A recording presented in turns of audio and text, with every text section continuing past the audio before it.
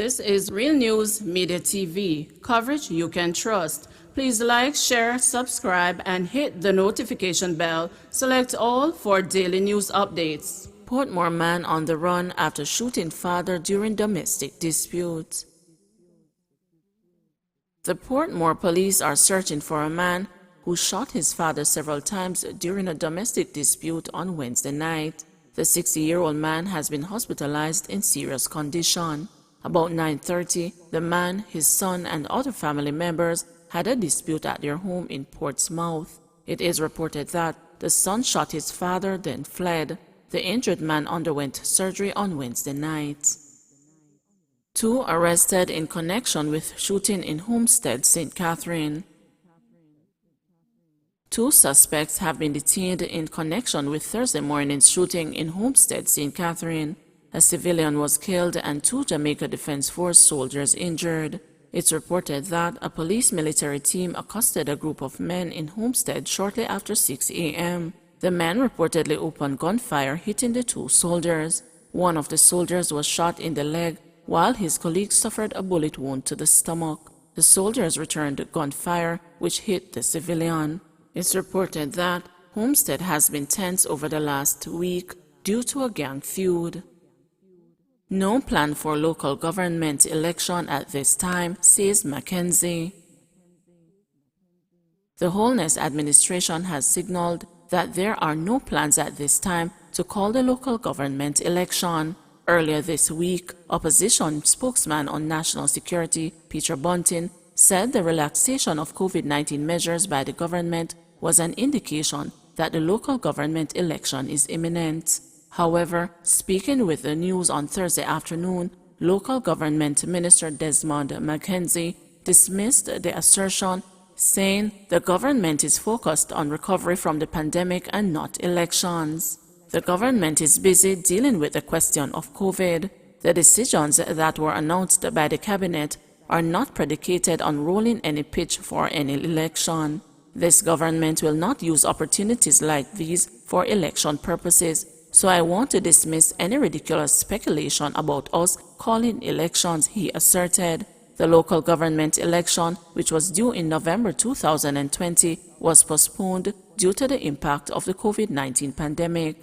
Amendments to the Representation of the People Act were passed in the House of Representatives and Senate in November to facilitate the postponement up to February 2022. 2 sentenced in relation to guns and ammunition seizure in Westmoreland. 2 of 5 men charged with breaches of the Firearms Act in March when they appeared before the Western Regional Gun Court in Montego Bay on Wednesday. Odin Lawson, 32, a chef of Grange Hill, Westmoreland, was sentenced to 2 years imprisonment for illegal possession of a firearm and 2 years for possession of ammunition. 2 illegal firearms and ammunition were seized on March 13 when the security forces raided an illegal ganja farm in Springfield, Negril, Westmoreland. Lawson pleaded guilty to possession of 1 of the firearms and 13 rounds of ammunition. Kennard Campbell, 45, who was charged along with Lawson, was sentenced in the Western Regional Gun Court on Thursday. Campbell was also sentenced to 2 years imprisonment for illegal possession of a firearm and 2 years for possession of ammunition. 3 other men were freed as no evidence was offered against them. Foota Hype's brother shot dead in Cassava, St. Andrew.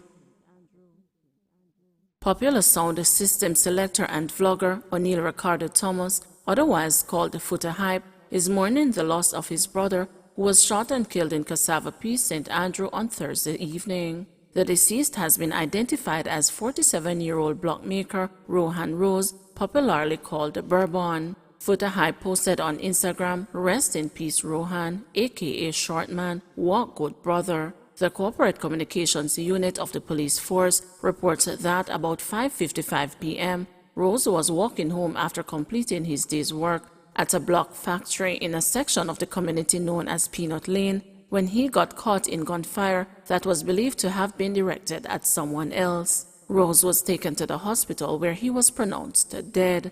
Detectives said the shooting is believed to have been a reprisal act for an incident that happened in the Cassava Peace community earlier on Thursday. An on-the-ground source said the Cassava policeman then beat up a man for nothing, and the man go arm himself and come and shoot an innocent man. The man shoot the wrong man, but a Cassava policeman them create the problem, and the man come back and come kill Bourbon.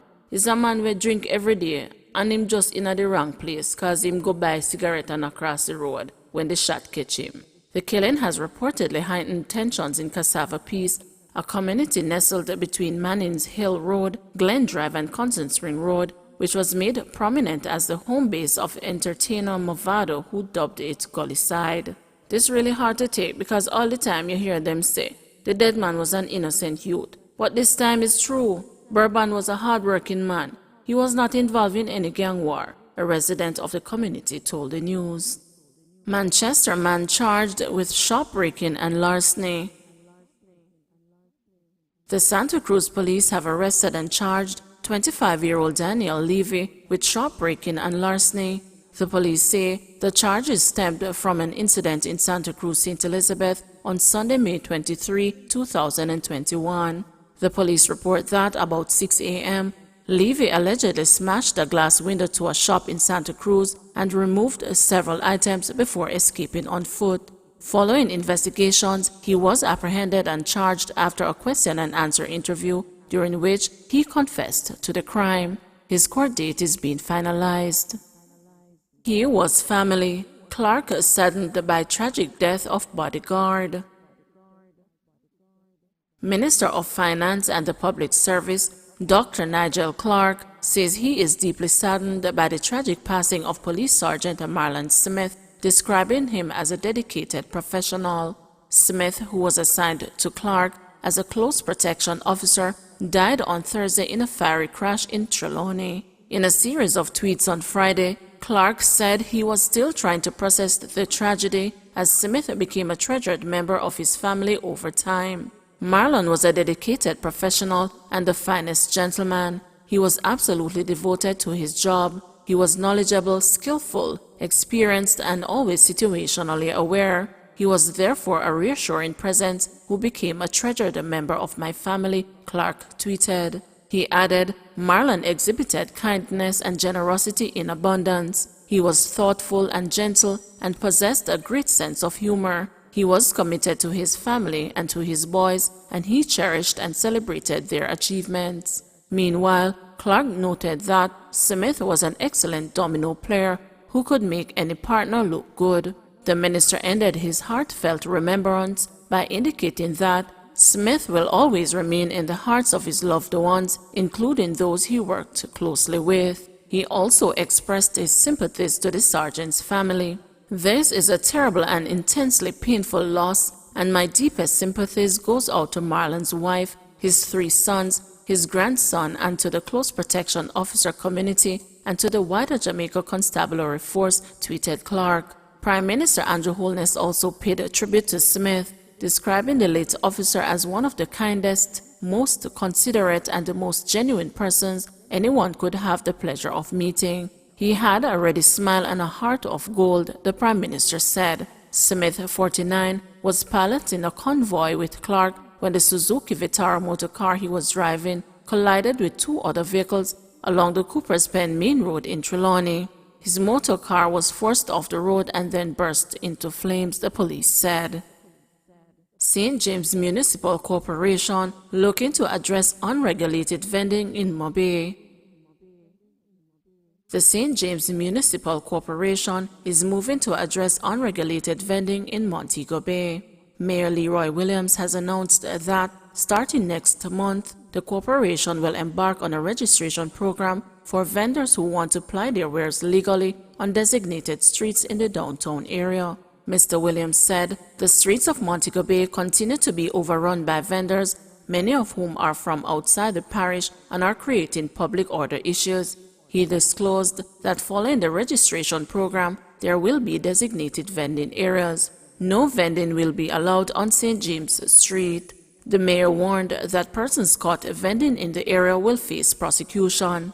Designated vending spaces will include Corner Lane, Lower Lawrence Lane, Church Lane, Lower Market Street, North Lane, and parts of Orange Street.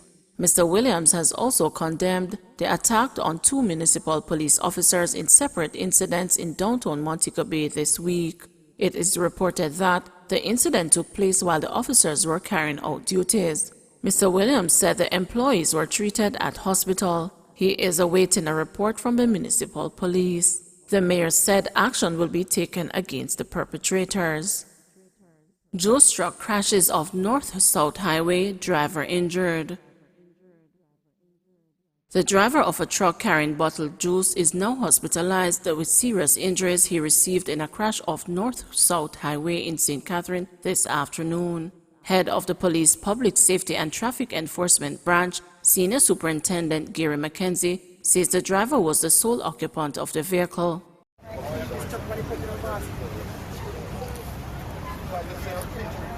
I just had done the hill on the toll.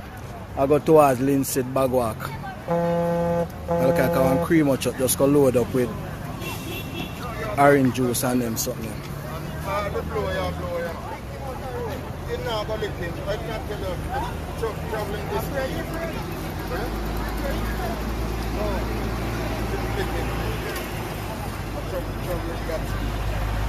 Mackenzie said on reaching the vicinity of Treadways, the driver lost control of the vehicle and ran off the highway. The vehicle overturned. Video footage and photographs showed the vehicle reduced to mangled metal. Anglican priest convicted killers say they met on Grind R. 2 men who pleaded guilty to murdering Anglican priest Father Laureus Lewis say they met on the homosexual website Grind R, and jealousy reared its ugly head on the day he was killed. Tafari Wilson and Lloyd Thompson were yesterday sentenced to life in prison when they appeared in the Clarendon Parish Court. Thompson, who is 22 years old, has to serve 21 years before he is eligible for parole, while 19-year-old Wilson will be eligible for parole after serving 19 years in prison. The sentencing was done in camera, but defense attorneys spoke with the news after the proceedings. Attorneys George Clue and Tamara Lovelace represented Wilson and Thompson respectively. Both of them pleaded guilty on April 12. The sentencing was postponed to today. The court asked for a social enquiry report and a police antecedent report, said Clue. The social enquiry report of both persons disclosed that both of them were molested during their early years. It also disclosed that they felt rejected or abandoned. On the day in question, one of them is asserting that the priest was showing more attention to one than the other, he said. Lovelace said the men arranged to meet face-to-face after initially making contact on Grind R. Apparently, what they had arranged for, the priest wanted more, and so things got out of control, which resulted in the death of the priest, she said.